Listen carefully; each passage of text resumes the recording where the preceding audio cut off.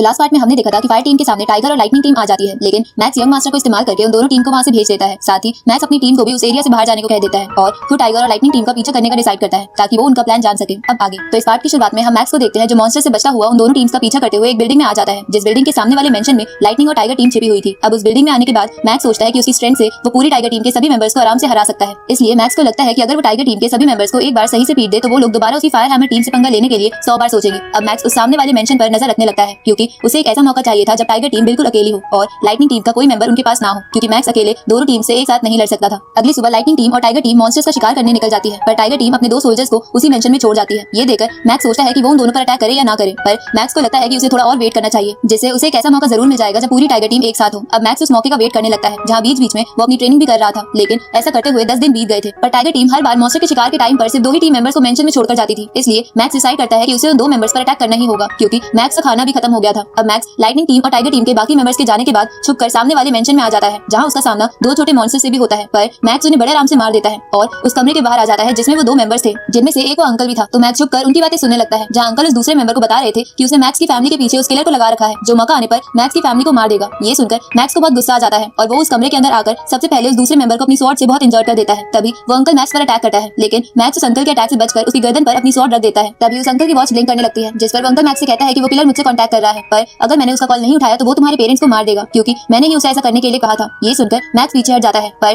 तभी वो uncle max पर अटैक करता है। तो मैक्स अंकल के उस अटैक को रोकने की कोशिश करता है, लेकिन इस अटैक की वजह से मैक्स के कंधे से खून निकलने लगता है। तभी वो दूसरा बंदा मौका पाकर मैक्स पर गोली चलाता है, जिससे मैक्स दूर गिर जाता है। ये देखकर अंकल और उस दूसरे बंदे को लगता है कि अब मैक्स नहीं बच पाएगा, क्योंकि गोली मैक्स के अंदर चली गई है। इसलिए वो मैक्स को और बुरी मौत देने के लिए मॉन्स्टर वाला साउंड डिवाइस एक्टिवेट करके उस दूसरे मेंबर के साथ वहां से जाने लगता है। पर तभी मैक्स अपने नाइफ की मदद से उन दोनों के पैर पर कट लगा देता है। साथ ही मैक्स को गोली भी नहीं लगी थी, क्योंकि मैक्स ने उस गोली को अपनी स्पिरिचुअल पावर से रोक लिया था। ये देखकर वो दोनों चौंक जाते हैं और अपनी टीम को कांटेक्ट करने की कोशिश करते हैं, पर मैक्स उन दोनों के हाथ तोड़कर उस मेंशन से बाहर आकर छुप जाता है। जिसके बाद साउंड डिवाइस की वजह से उस बिल्डिंग के पास बहुत सारे मॉन्स्टर आ जाते हैं और उन दोनों को मार देते हैं। थोड़ी देर बाद वहाँ लाइटनिंग और टाइगर टीम आती है, जहाँ जब वो लोग खून की स्मेल और मॉन्स्टर्स के पंजे देखते हैं तो उन्हें लगता है कि अंकल और दूसरे मेंबर पर मॉन्स्टर्स ने अटैक कर दिया होगा और वो मॉन्स्टर्स उनकी बॉडी भी लेके चले गए। लेकिन टाइगर टीम के कैप्टन को इस बात पर विश्वास नहीं हो रहा था, इसलिए वो लाइटनिंग टीम के उस ओल्ड बॉडीगार्ड से कहता है कि अगर मॉन्स्टर ने उन पर हमला किया होता तो वो हमें कांटेक्ट जरूर करते, लेकिन उन्होंने ऐसा नहीं किया। जिस पर ओल्ड मैन उस कैप्टन से बोलता है कि हो सकता है कि जनरल लेवल के मॉन्स्टर्स ने उन पर हमला किया हो और उन्हें हमें कांटेक्ट करने का टाइम ही ना मिल पाया हो। ये सुनकर टाइगर टीम का कैप्टन उस ओल्ड मैन से पूछता है कि क्या हम इस एरिया से वापस सिटी में चले, क्योंकि मुझे शक है कि जरूर इसके पीछे किसी का हाथ है। तो वो ओल्ड मैन कैप्टन से बोलता है कि तुम चिंता मत करो, अगर इसके पीछे किसी का हाथ होगा भी तो भी वो हमारा कुछ नहीं बिगाड़ पाएगा। ऊपर से हम अभी वापस नहीं जा सकते क्योंकि यंग मास्टर की ट्रेनिंग पूरी नहीं हुई है। तभी उन सबको वहाँ वो साउंड डिवाइस मिलता है, तो वो उसे तोड़ देते हैं, लेकिन उसे तोड़ने में बहुत देर हो गई थी, क्योंकि उस साउंड डिवाइस की वजह से वहाँ पर बहुत सारे जनरल लेवल के लायन मॉन्स्टर्स आ जाते हैं, जिन्हें देखकर ओल्ड मैन उन सबको मेंशन के ऊपर वाले फ्लोर पर भागने को कहता है, क्योंकि वो एक साथ उन सब मॉन्स्टर्स को नहीं मार सकते थे। अब वो सब वहाँ से भागने लगते हैं, जहाँ ऐसा करते हुए टाइगर टीम के सभी मेंबर्स को मॉन्स्टर्स मार देते हैं। तो टाइगर टीम का कैप्टन बचने के लिए लाइटनिंग टीम के पास आ जाता है, जहाँ लाइटनिंग टीम के वो दोनों बॉडीगार्ड्स उन लायन मॉन्स्टर्स को एक-एक कर मार रहे थे। तभी वहाँ पर सीनियर जनरल लेवल का लायन म्यूटेंट आ जाता है, जिसे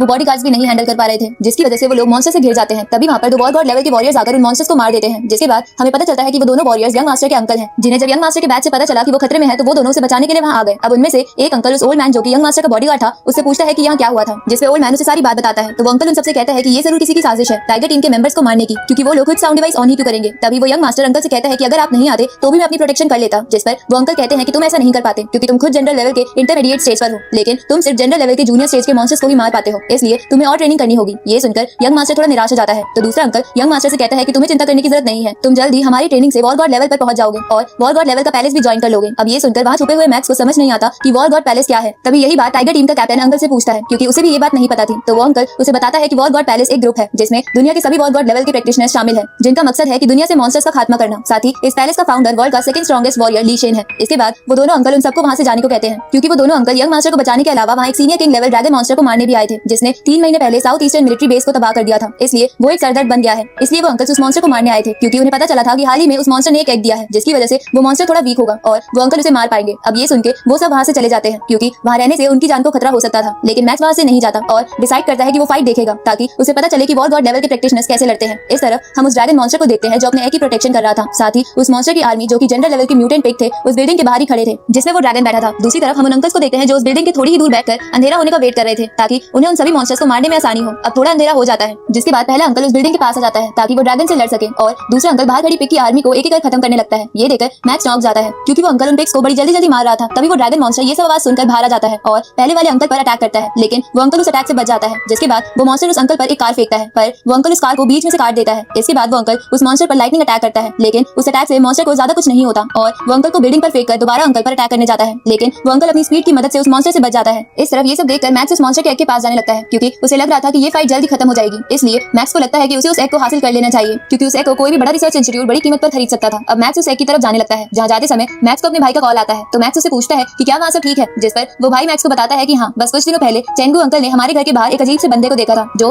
घर पर नजर रख रहा था, इसलिए उन्होंने उसे अरेस्ट करके सिक्योरिटी ब्यूरो को सौंप दिया। ये सुनकर मैक्स समझ जाता है कि वो जरूर किलर होगा। इसके बाद मैक्स अपने भाई से कहता है कि तुम सब अपना ख्याल रखना, मैं जल्दी वहाँ आ जाऊंगा, जिसके बाद मैं तुम्हारी गर्लफ्रेंड से भी मिलूंगा। ये सुनकर मैक्स का भाई शर्मा जाता है और अपनी गर्लफ्रेंड की पिक्चर देखने लगता है। इधर मैक्स फोन करके उस बिल्डिंग के पास आ जाता है, जहाँ वो देखता है कि बिल्डिंग के हर फ्लोर पर अभी भी बहुत सारे पिग मॉन्स्टर्स थे जो उस एग का ध्यान रख रहे थे। ये देखकर मैक्स सोचता है कि वो अकेला इतने सारे जनरल लेवल के पिग मॉन्स्टर से नहीं लड़ सकता, इसलिए मैक्स चुपके से बिल्डिंग के लिफ्ट वाले रास्ते से एग के पास आ जाता है और अपने नाइफ्स और स्पिरिचुअल पावर की मदद से चुपचाप एग को उठाकर अपने बैग में डाल लेता है। तभी मैक्स को वहाँ वॉर लेवल वॉरियर्स के कुछ आर्मर्स दिखते हैं जिन्हें उस ड्रैगन ने पहले मारा था। इसलिए मैक्स सोचता है कि उसे इन आर्मर्स को ले लेना चाहिए, पर उसी वक्त पिग मॉन्स्टर्स देख लेते हैं कि एग अपनी जगह पर नहीं है, इसलिए वो जोर जोर से चीखने लगते हैं, जिनकी आवाज वो ड्रैगन भी सुन लेता है और गुस्से में बिल्डिंग की तरफ आने लगता है। ये देखकर वो दोनों अंकल्स बोलते हैं कि अब तो ये ड्रैगन पागल हो चुका है। इस तरफ मैक्स ये सब देखकर लिफ्ट के रास्ते से भागने की कोशिश करता है, लेकिन कुछ पिग मॉन्स्टर्स मैक्स को नीचे गिरा देते हैं, जिसके बाद वो सब मिलकर मैक्स को घेर लेते हैं। ये देखकर मैक्स उन सबसे बचता हुआ वहाँ से भागने लगता है और रास्ते में आने वाले पिग्स को खत्म करता जाता है। जहाँ ऐसा करते हुए वो कुछ ही देर में उस बिल्डिंग के बाहर आ जाता है और सोचने लगता है कि आज उसने एक साथ बहुत सारे जनरल लेवल मॉन्स्टर्स को मार दिया। उसी वक्त वहाँ वो ड्रैगन आ जाता है और मैक्स को देखकर चीखने लगता है। ये देखकर मैक्स वहाँ से भागने की कोशिश करता है, लेकिन तभी वो मॉन्स्टर मैक्स पर अटैक कर देता है और इसी के साथ हमारा ये पार्ट यहीं खत्म होता है।